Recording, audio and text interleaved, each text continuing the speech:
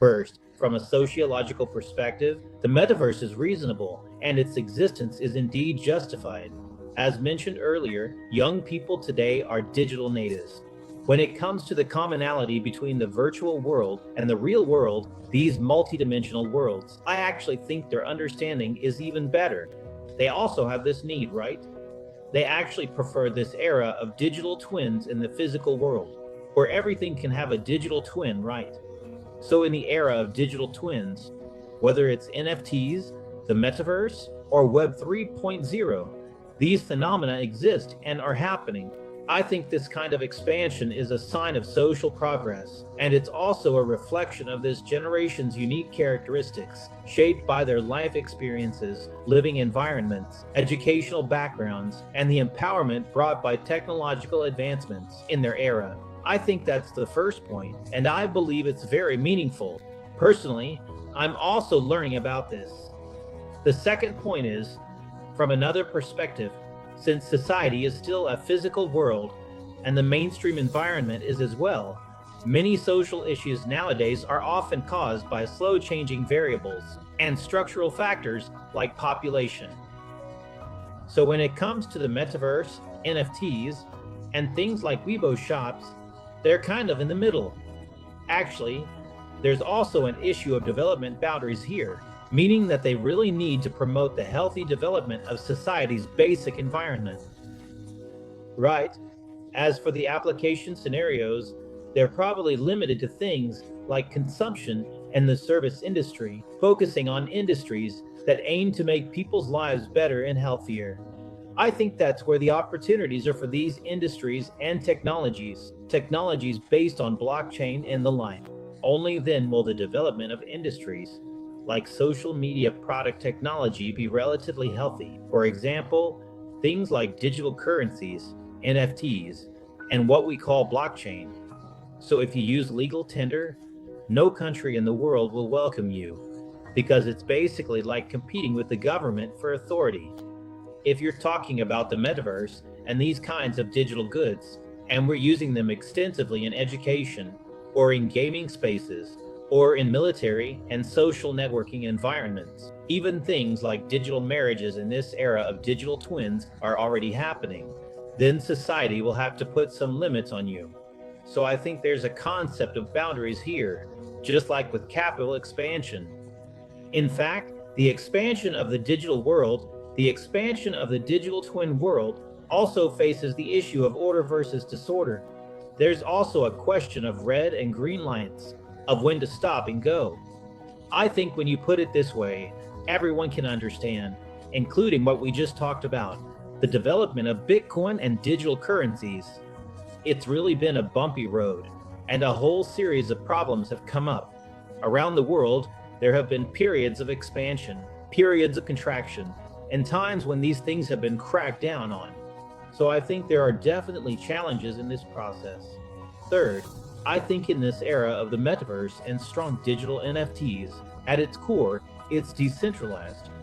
At its core, it is a digital twin, a mirror image of the real-world business society. In this process, there's also the issue of conventions. What kind of environment and what kind of agreements or business conditions at the outset can better support the development of this industry, the growth of the sector, and the advancement of technology? I think this is also beneficial for self-regulation within the industry itself.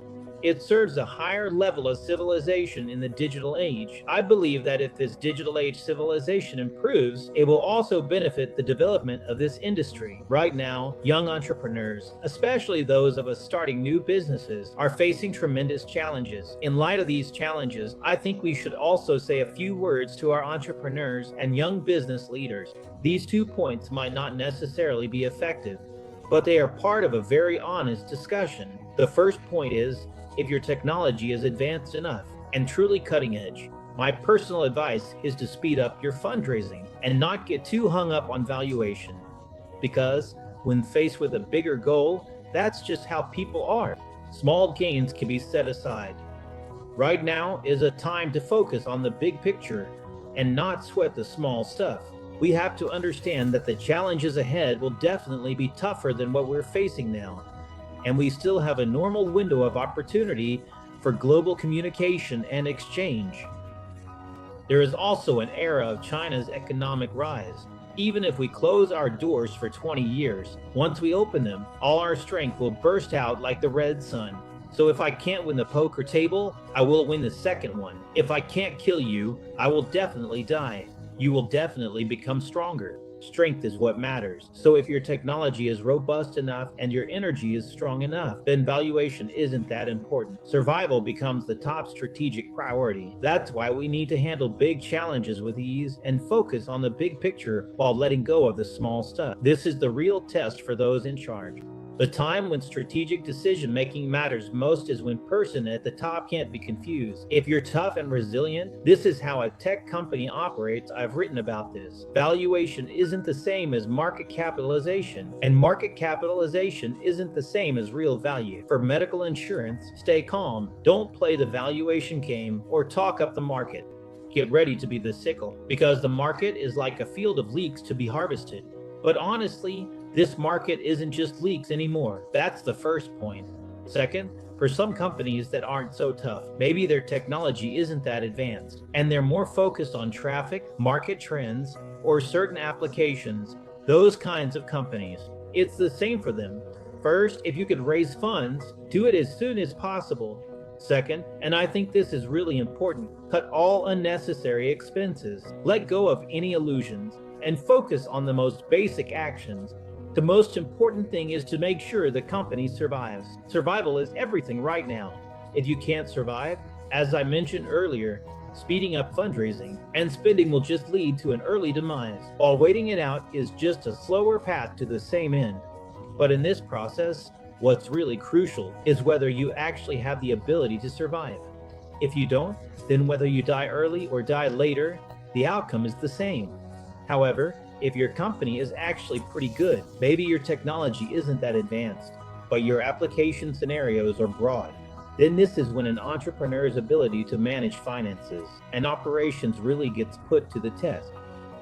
It's about having the resilience to weather tough times, right? Maybe you can make it through the hardest 2 years. Then, when the market bounces back, like the saying goes, the ducks are the first to know when the river warms in spring. You might be the first to catch the wave, and you'll be able to come back to life. You'll get a taste of that so-called revival soup. As for the third time, I think it's this. Maybe you don't have the latest technology, nor the best market, nor the broad application scenarios of the second type of company, but you still show up in this market. And I think that's pretty good, because entrepreneurship is about making mistakes. It's a chance to pivot. In the process of pivoting, don't give up or lie flat. Ask yourself, why the wrong setup? Why raise money from the wrong sources? Why tell the wrong story? Why get on the wrong track? Take time to think about it. Next time you start a business, be honest, genuine, work diligently, and choose a venture you can dedicate your whole life to. One, benefiting others, empowering people, creating real social value. Stick with it, and congratulations. Next time you might get it right and become a true entrepreneur who builds something lasting.